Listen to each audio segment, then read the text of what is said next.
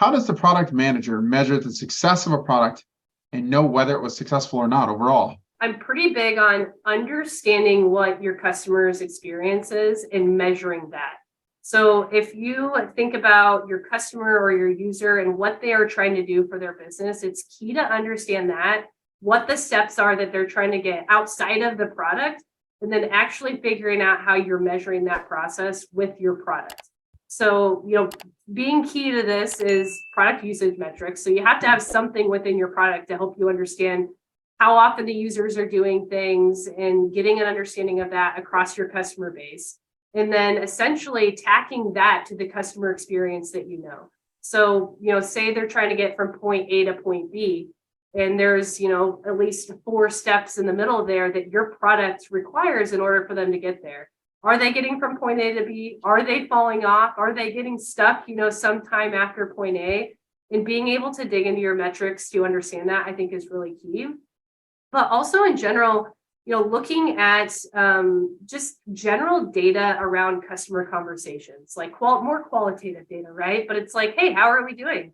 I think too often product managers don't, when they're speaking to their customers, just ask the question, and I don't know why it is, but it's just like, hey, what do you think of our product? Are we successful for you? I think asking those types of questions to get more qualitative data is really important to gauge how you're doing as well. So have you ever had one where you guys put it out there, you think it's going to be amazing, and it just kind of flops? And you look back and go, what did we do wrong? Oh, yes.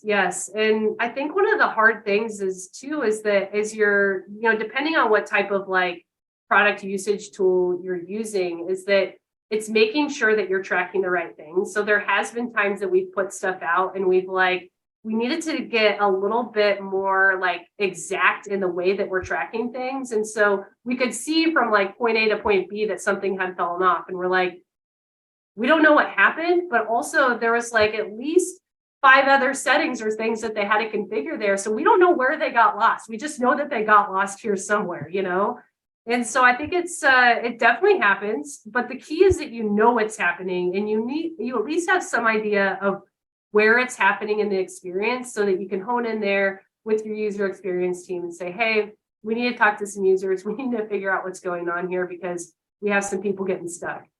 Interesting. So does that go along with user testing as well? Does that kind of fall under this, or is that a different metric that you're looking at? Yeah, I would say it's a little bit of a different metric. So user testing, I see as something being more on the forefront of before you release a feature.